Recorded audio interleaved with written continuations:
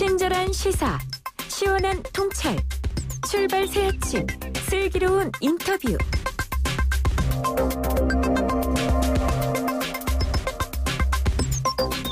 네, 어제는 고 최숙현 선수 가혹 행위에 대한 청문회가 있었습니다. 이 청문회에서 김도환 선수는 자신의 잘못을 솔직히 인정하고 사과했지만 반쪽 사과라는 비판도 있습니다. 핵심 가해 인물들이 청문회장에 나오지 않았기 때문인데요. 국회 문체위 소속 최형두 미래통합당 의원과 자세한 이야기 나눠보겠습니다. 의원님 안녕하십니까? 네, 안녕하십니까? 네, 어제 국회에서 열린 바로 이 청문회에서 고 최숙현 선수 가해자로 지목된 안주현, 김규봉, 장윤정 이 세 사람이 동행 명령서 발부에도 불참했습니다. 이 청문회에서 충분한 소명이 또 안 됐죠, 당연히. 현장에서 어떻게 보셨습니까? 네, 어제 이제 팀 닥터 안주현 운동차박사 그리고 김규봉 전 경주청 트라이애슬론 팀 감독 또 장윤정 주장, 김도환 선수 등이 적임 출석을 요청을 했는데, 그리고 또 동행 명령장까지 발부했습니다. 명령서까지 발부했는데 이날 청문회장에는 이제 김도환 선수만 나왔습니다. 안주현, 김규봉 두 사람은 동행 명령 거부 의사를 밝혔고요. 그래서 고발 조치를 할 예정입니다. 국회의 동행 명령을 거부할 경우에는 국회에서의 정언 감정 등에 관한 법률 13조에 따라서 5년 이하의 징역에 처하도록 되어 있습니다. 그런데 한 상임위에서 이렇게 청문회를 하면서 동행 명령서를 발부한 경우는 사실 좀 예외적이었습니다. 그동안에는 이제 전체 국정조사 차원에서 이루어졌을 때 했는데 그만큼 국민적인 관심사 아니었고 이렇게 폭력 사태 또 폭력 사태로 해서 젊은 선수가 죽음에 이르게 한 이런 문제에 대해서 그만큼 심각한 이제 문제를 인식했기 때문에 국회에서도 상임위 차원에서 처음으로 동행 명령장을 발부했고 또 실제로 불렀습니다. 거부한 사람들에 대해서는 법에 따라서 고발 조치를 해서 법의 처분을 따르도록 하겠습니다. 네, 그러니까 이게 늦게라도 뒤늦게라도 자신들이 나서서 증언을 하고 솔직히 고백하고 하면 좋겠는데 그렇게 되지 않고 있군요. 자, 경주시 체육회에서 사건의 책임을 은폐했다는 의혹을 받고 있는 데다가 영구 제명 징계를 받은 장윤정 선수가 대한철인 3종협회 선수위원회 명단에 아직 등재돼 있었습니다. 가해 혐의가 있는 선수 감싸기라는 이 부분 어떻게 근절해야 될까요? 네, 어제 청문회에서 이제 오전 오후 내내 계속 저를 비롯해 많은 위원들이 상임위원들이 이 문제를 둘러싸고서 관계되었던 국가인권위원회 제일 처음에 이 고 최숙현 선수가 간절한 도움을 청한 곳 계속 폭력적인 사태가 발생하고 있고 피해를 당하고 있으니 도와달라고 요청한 곳이 많습니다. 국가인권위원회, 그다음에 검찰, 그다음에 체육회, 또 시청 이렇게 많은 곳을 했었는데 이것들이 다 외면당했습니다. 5개월 동안 계속 최 선수와 가족들이 도움을 청하고 이 피해를 구제해달라고 요청했는데 이것들이 외면당하고 심지어는 체육회 특히 삼종협회 체육회 같은 경우에 이게 가해자에게 바로 피해자의 신고 내용, 고소 내용이 고스란히 전달되는 우리가 박은순 시장 사건 때 보았던 같은 것이 되풀이되어 왔습니다. 그래서 이제 이런 것들을 찾아내고 막아내기 위한 여러 가지 논의들이 있었는데 이제 대표적으로 대한철인 3종협회가 바로 최숙현 선수가 속해 있던 곳입니다. 여기서 우선에 종목협회에서 이 선수를 보호하고 해야 되는데요.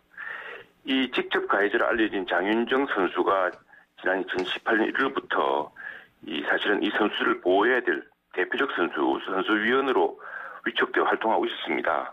이 선수 간 폭행 사건으로 지난 7월 6일 날 협회에서 장윤정 선수를 영구 제명했지만 아직 이제 선수인직을 맡고 있었던 것이죠. 어제 이제 협회장께서는 실수라고 했지만 그만큼 협회 차원에서 이 선수를 보호하고 선수의 고통과 피해 사실을 진정성 있게 받아들이고 처리하지 않았다는 것을 보여주는 하나의 상징적인 사건이었습니다. 이 협회가 이처럼 유명무실한 더구나 이 선수위원회는 이 선수 권익을 보호 정진하기 위해서 만들어졌는데요. 2010년에 만들어졌습니다. 어제 제가 질문했을 때 협회장께서는 지난 3년간 사실상 회의를 열지 않았다고 이야기하셨는데 그처럼 이제 이 유명무실한 선수위원회를 방치하고 또 관리에 소홀한 사이에 선수 권익을 이끌어야 할 위원들이 동료 선수의 인권을 짓밟은 그런 사건이 벌어지고 있었던 겁니다. 그래서 이번에도 이 스포츠 폭력이나 비리를 조사할 수 있는 독립적인 기관도 필요하고 또 각 협회의 선수위원회도 전면 개편을 통해서 선수의 권익을 실질적으로 보호할 수 있도록 거듭나야 할 것입니다. 예. 자, 이른바 스포츠 윤리센터 설립이 추진되고 있는데요. 이런 뭐 스포츠 비리라든지 어떤 인권 뭐 훼손 같은 이런 부분을 척결하는 독립된 기관의 역할 다 할 수 있을까요? 이번 사건으로 이제 빚어졌습니다만 그동안 제가 또 이제 자연 자료를 이번에 청문회를 준비하면서 찾은 자료를 보니까 상당히 많은 그 비리 고발이 있습니다. 특히 비리주 유형 중에 가장 많은 것이 조직의 사유합니다. 말하자면 감독이나 또는 위에 선수들이 후배를 마치 그 사적인 조직처럼 운영하고 또 굴림하고 폭행을 가하거나 또는 무슨 돈을 요구하거나 이제 이런 일들이 가장 많았는데 이것들이 전부 내부에서 한 70% 가량이 그냥 내부 종결됩니다. 이게 외부에 고발되거나 송치되거나 하는 일이 거의 1%도 안 되거든요. 이게 이제 어떤 일이냐면 체육계 내에서는 어차피 말해봐야 그 사람들 제대로 징계되지 않고 다시 감독으로 돌아오고 우리 이 문체관광위에서 지난 이달 초에 한번 그 체육계 폭력을 조사하기 위해서 회의를 가진 적이 있는데 그때 왔던 어떤 선수 부모가 이런 이야기를 했습니다. 자기들에게 폭력을 가해서 고발하고 고소 진정했던 감독이 아무 일 없이 곧 다시 그 같은 운동장에 나타났을 때 그 부모와 어린 선수의 실망감 그리고 심지어 이제 두려움까지 느끼겠죠. 저 사람이 앞으로 어떤 해코지를 할지 이런 것들이 아무 일 없이 반복되고 있었던 겁니다. 그래서 중요한 거는 체육회와 문화체육관광부를 독립되어서 독립적으로 조사, 고발, 징계하고 법률 지원을 할 수 있는 그런 이제 센터가 필요하다는 것이 그동안 논의 과정이었고요. 그랬지만 과연 실제로 이제 이게 또다시 문화체육관광부에 자리 채우기는요. 인사 발령한 자리에 되어서는 안 될 테고요. 또 체육회와 연루돼서 독립성이 떨어지는 것으로 되지 않을 테고 이게 이제 앞으로 출범을 앞두고 우리 국회가 철저히 감시해야 될 그런 것 같습니다. 그래서 가장 우려스러운 것이 이제 독립성 말이죠. 피해자가 가해자로부터 분리되어야 안심하고 제대로 된 보호와 또 피해 조사도 받을 수 있을 텐데 그런 대책이나 장치가 확실히 마련되도록 노력하겠습니다. 알겠습니다. 좀 다른 주제로 넘어가 보겠습니다. 박원순 시장 성추행 혐의 관련해서 어제도 2차 그 기자회견이 있었거든요. 피해자 측에. 근데 여기에서 4년간 20여 명의 직원들에게 호소했지만 모두 침묵했다. 이런 얘기가 나왔습니다. 이 부분 어떻게 보셨습니까?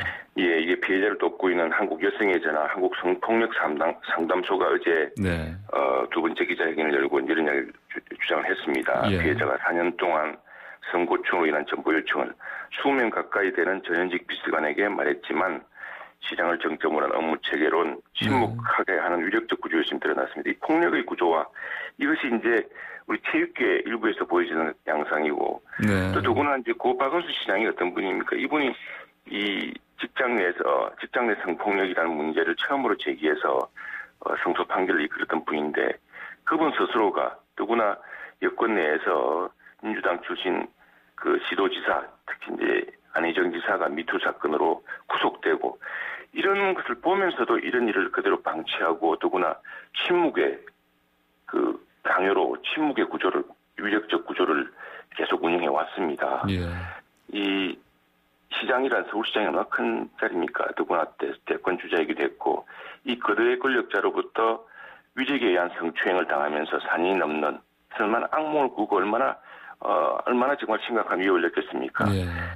그 자리를 모면하려고 그 현장에서 피하려고 다른 곳으로 옮겨달라고 그렇게 애원했는데도 시장을 보좌하던 비서진들이 그럴 뿐이 아니다. 심기보자도 비서의 책무다는 말로 피해자를 침묵시킨 것입니다. 참 큰 사안이고 이건 이번에 철저하게 이런 폭력의 침묵의 구조와 또 폭력의 구조와 이게 이제 우리가 큰 범죄나 큰 악이라는 것이 무슨 전쟁이나 전체주의 체제에서만 일어나는 게 아닙니다. 예. 이 보좌진들이 보시다시피 상사의 심기를 보좌하는 것이 임무라고 생각한다거나 네. 그래서 이 지금 피해자가 간절한 도움을 호소하고 다른 것이 아니라 내가 그 자리에 있지 않도록 나를 다른 곳으로 옮겨달라고 했는데 그것을 옮겨주지 않고 이제 이 과정에서 시장은 어떤 작용을 했는지 당시에 그 시장을 보좌했던 보좌진들이 왜 이렇게 이 피해자의 고통과 도움의 손길을 외면했는지 그 부분을 철저히 파헤쳐야 됩니다. 그래야지만이 이런 것들이 이제 분명한 경종이 되어서 다른 권력자들이 권력에 의해서 약한 피해자를 네. 성적으로 괴롭히고 폭행하는 일이 사라질 겁니다. 지금 이 굉장히 우리가 박원순 시장이 시민운동에서 했던 역할 때문에 이런 문제를 등한시 보거나 더구나 이런 문제를 제기하는 것 자체를 거부하는 이런 사람들이 많습니다만 네. 예, 이런 사안들 어디서나 일어날 수 있는 일들이고요. 특히 민주당이 더구나 인권을 강조하는 정당 내에서 일어났다는 점에서 민주당 스스로도 굉장히 철저한 조사와 또 엄벌을 통해서 이런 문제가 재발되지 않도록 이런 그 침묵의 권력, 침묵을 강요하는 위력적 구조를 해체시켜야 됩니다. 네. 침묵을 강요하는 방임 방조를 강조한 그대로 놔두는 이런 권력 구조를 파헤쳐야 한다 이렇게 말씀하셨고요. 자, 또 다른 정치 현안 쪽으로 좀 여쭤보겠습니다. 그 여당의 대선과 당권 레이스를 펼칠 주자들이 이 보궐선거에 후보를 내야 한다 이런 목소리를 내고 있습니다. 이 상황 어떻게 보십니까? 이게 이제 민주당이 스스로 약속한 것입니다. 이제 민주당이 약속을 지켜야 된다. 민주당이 약속을 지키기 어려우니까 적당히 바꾸자. 이런 목소리가 서로 부딪히고 있는 겁니다. 예. 이 민주당 당은 96조 2항을 보면은요. 당 소속 선출직 공직자가 부정부패 사건 등 중대한 잘못으로 그 직위를 상실하여 재보궐선거를 실시하게 된 경우에는 해당 선거구에 후보자를 추천하지 아니한다. 네. 이게 무공천 원칙이라는 게 있습니다. 네네. 이런데 이걸 만드신 분이 다름 아닌 문재인 대통령입니다. 문재인 대통령이 그 새정치민주연합당 대표이던 지난 2015년 만들었고요. 근데 민주당 내에서는 지금 성추행은 부정부패가 아니라는 궤변, 네. 또 아예 당은 당규를 바꿔서라도 내년 선거에 공천을 해야 한다는 주장도 있습니다. 네. 이 내년 보궐선거를 치르는 데는 1천억 원의 국민혈세가 들어간다고 합니다. 더구나 이 시정이 단절되는 또 시정이 지금 책임 있는 시정되지 못하는 1년 이상 방치하는 이런 큰 무형의 피해를 이제 시민들이 입히고 있는데 네. 이 더구나 광역단체장이 성범죄 행위를 더구나 이게 보면 한 번도 아니고 처음에는 충남지사가 그다음에 부산시장이 이제 서울시장이 이렇게 민주당 시장도지사가 돌아가면서 이런 범죄에 대해서 철저한 반성의 태도를 보여주려고 한다면은 네네. 이게 뭐 부정부패가 아니다 이렇게 모면할 일이 아니고요. 예. 정말 그 민주당으로서도 스스로 약속에 좀 엄중한 그런 자세가 필요합니다. 네. 이 국민들과 유권자들이 이 민주당의 궤변, 민주당의 이 앞뒤 말 바꾸기 이런 것들에 대해서 아주 현명하게 판단하시리라 생각합니다. 네, 마지막으로 짧게 하나 더 여쭤보겠습니다. 민주당 쪽에서 이른바 행정수도 완성론, 그러니까 세종시로 뭐 이를테면 청와대라든지 국회라든지 다 옮기자 이런 얘기를 펼치고 있습니다. 어떻게 보십니까? 어제 이제 이 부분은 국무총리로 답변해서 이야기했습니다만 우선의 위헌 문제가 남아 있습니다. 예. 이게 2004년이죠. 2004년에 노무현 대통령 시절에 이제 행정수도를 옮기자고 했습니다만 당시에 이제 헌법재판소가 위헌이라고 했습니다. 이건 뭐 국민 투표를 거치고 개헌을 하지 않은 이상은 사실은 불가능한 일입니다. 이게 정치권에서 지금 특히 이제 이 민주당 원내대표가 교수단 대표연설에서 처음 제기한 것인데 이게 지금 그 연설 당시 맥락은 서울의 집값이 너무 오르기 때문에 이 집값을 잡기 위해서라도 행정수도를 옮겨서 완성하자라는 논리입니다. 근데 이 결과 지금 세종시 집값만 오르고 있습니다. 지금 그러고 있죠. 벌써 중간값이 한 2억씩 올랐다고 하는데. 근데 지금 이 원래 행정수도 이전이라는 것은요. 원래 노무현 대통령 당시에 국토의 균형된 발전, 국가의 균형된 발전을 위해서 만들어진 겁니다. 근데 지금 세종시로 옮겨진 뒤의 과정을 보면은 세종시 주변 집값은 올랐을지 모르지만은 전국적으로 지금 수도권과 지방의 격차는 좁혀지지 않고 있고요. 지방의 소멸이 지금 걱정되는 상황입니다. 인구도 줄고 있고 지방이 격차가 줄어드는 것이 아니라 지방이 아예 소멸하고 있습니다. 그래서 이 국토의 균형 발전 그리고 전국이 골고루 발전해서 광역별로 어떤 그 교통체제라든가 이런 것들을 통해서 지금 이런 것들이 더 급선무고요. 그래서 예. 이낙연 심지어 민주당의 가장 유력한 대권 주자인 이낙연 의원조차도 이 문제는 여러 가지 전제를 좀 바탕으로 해야 되는 문제다 하는데 지금 너무 정략적으로 접근하는 것 같습니다. 그리고 수도권의 집값 상승을 모면해버리는 그런 얄팍한 카드 같은데 이게 아마 수도권과 다른 지역의 유권자들의 큰 오히려 분노를 불렀을 거라 생각합니다. 집값을 세종시 집값만 올리는 문제로 해결됐어야 되겠습니까? 예, 알겠습니다. 네, 오늘 말씀은 여기까지 듣겠습니다. 감사합니다. 네, 고맙습니다. 네, 지금까지 최형두 미래통합당 의원이었습니다.